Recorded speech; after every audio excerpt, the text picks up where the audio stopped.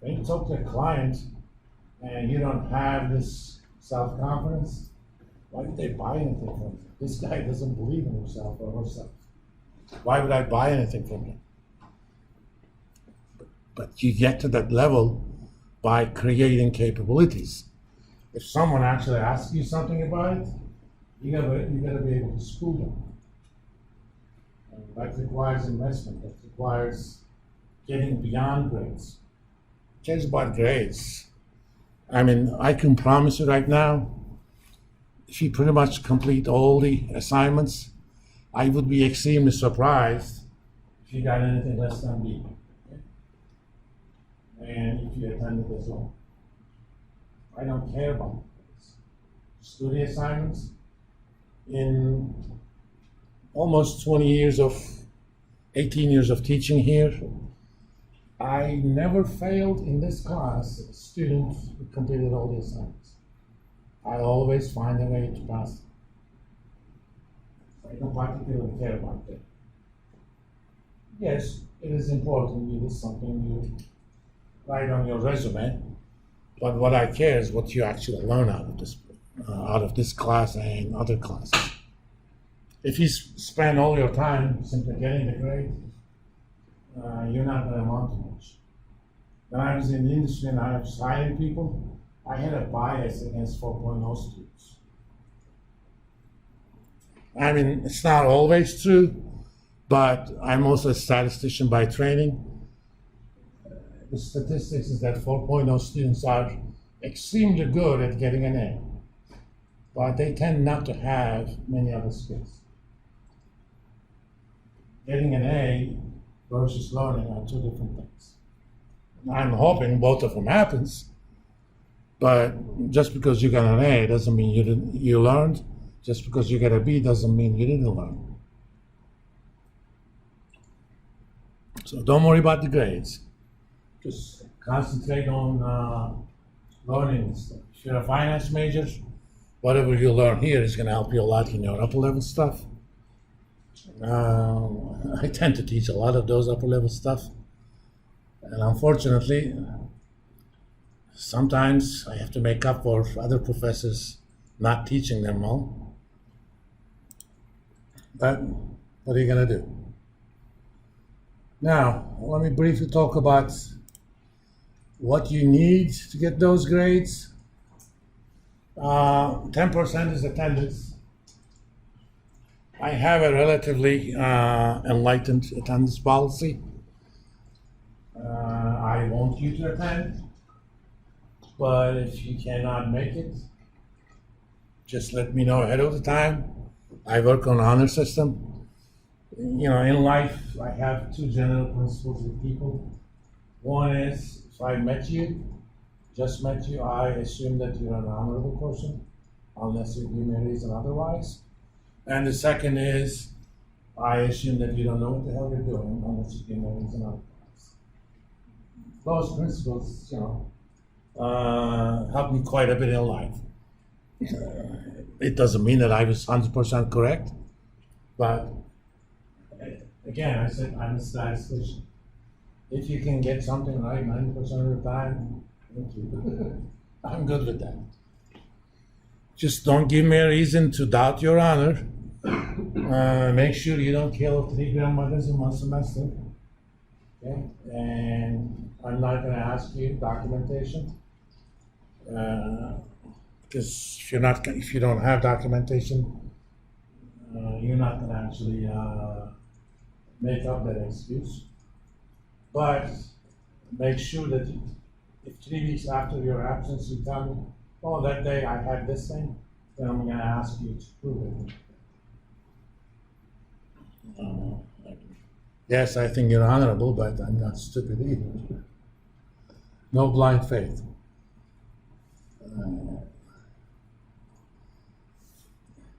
Also about 15% class participation, starting about next week. Sometimes I'll randomly call your name once we start covering chapters from the book. I'll randomly call your name, ask about something about the definitions and that sort of stuff from the book. That means it's not a bad idea to come to class having read the book. again, if you don't come, you can't participate. So if your name comes up and you had an excuse absence, it's as if you were here and you chose not to give any. We're gonna do online chapter quizzes. These are quizzes that have 20 to 25 questions, and you can take them as many times as you want.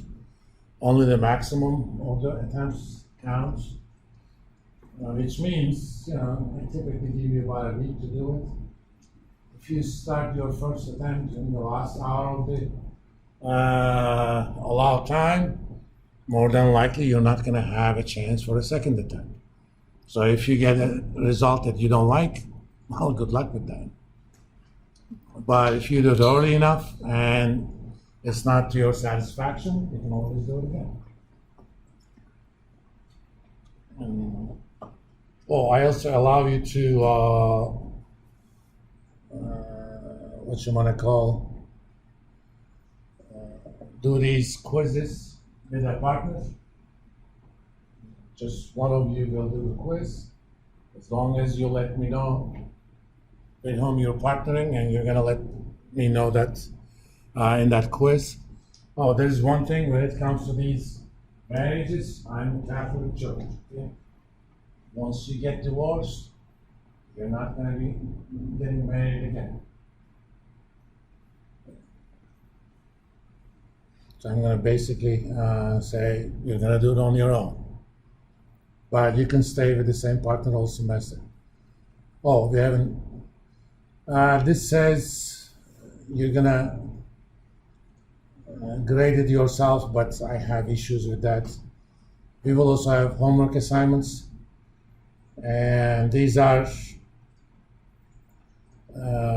problems similar to the problems in the back of the chapter. I'm gonna give you set of problems that I solved myself. You'll get YouTube videos on those, and you are to solve these problems in Excel, okay? And again, you can use a partner to do those as well. That's all you're gonna need. Now, let me save this. Let's talk about, today I'm not gonna keep you guys until 8:45, but normally you should expect that I will. But if what I'm talking about is already done, then I may let you guys go.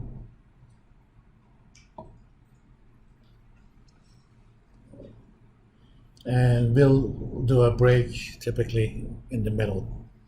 So I would give a break around 7:15, a 15-minute break, then we come back and we go another hour 15 after that. Now, initially I'm gonna start building some Excel skills that you're gonna need for this class. Technically speaking, you should have taken an Excel class, but not all of you have done. Who's taken that class, Business 207? So it's like about half and half. And I don't know how they're covering Excel, so as I said, I may be wrong. I always start with the assumption that whoever taught you that didn't know what they were doing. I asked to teach some of those classes. They said, no, we need you in other classes. I'm the guy who should have designed and taught that class, but hey, they pay me the same whether I teach that class or this class. So I'm going to teach you guys whatever I need. Now, I'm going to do that in the context of time value of money, which is short for $1 today is not the same as $1 tomorrow, even in the absence of inflation. Now, who's going to tell me? Let me ask a different question. What's your name? Gary. Gary. Last name? Sublet. Sublet? Okay, I'm going to call you Elise. Okay, Elise. If I ask you, and I'm gonna guarantee that there won't be any inflation, and I am guaranteed to pay you back. So I'm good for the money. Lend me $1,000 for 1 year, and I'm gonna pay you back $1,000. Do you agree with that? No, because there's no interest on it. Why?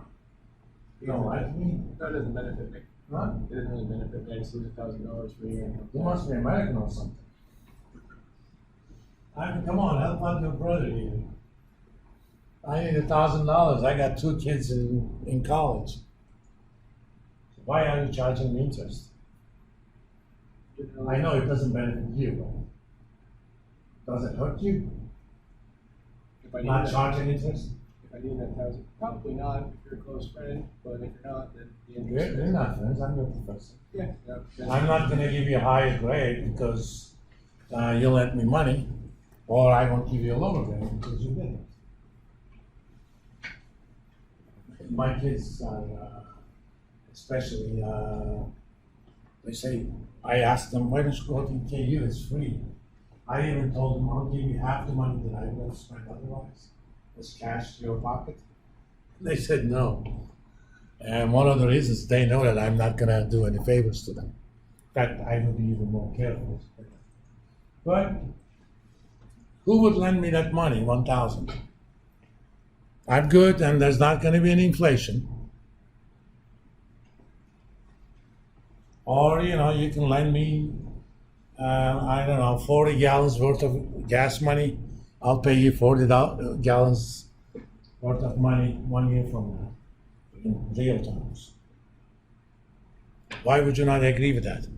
I would say, personally, like ethically, I would be okay with it if I don't need that money and it was a guarantee that you pay me back. Like I would do a contract or something along those lines. Sure. If you're not like a first close friend. But like, Sure, it's a in loan. my mind, like ethically, I don't see the harm in it. Therefore, I would be willing to do it. I prefer with interest, but I'd be willing to do it without. And there's a good reason why you should not lend anybody money without interest. The reason is it's not about being good, being ethical. If you charge me 50%, that's a different issue. That's being basically a loan shark. That's different. But a reasonable interest rate is actually from the nature of the beast. When you lend me that $1,000, it costs you something. That cost is you could have done something with that money and expect to earn something on it. Whether or not you actually would is besides the point. It is called an opportunity cost. By lending me that money, you give up on that opportunity. At a minimum, you could have invested it into stock market. Historically, investing in the stock market, you would have made 8% on average in inflation-protected terms. Yes, there is risk involved in it, but that's your choice. You want to take that risk. By lending me that money, you gave up your expected 8%. But since I pretty much told you that there is no risk,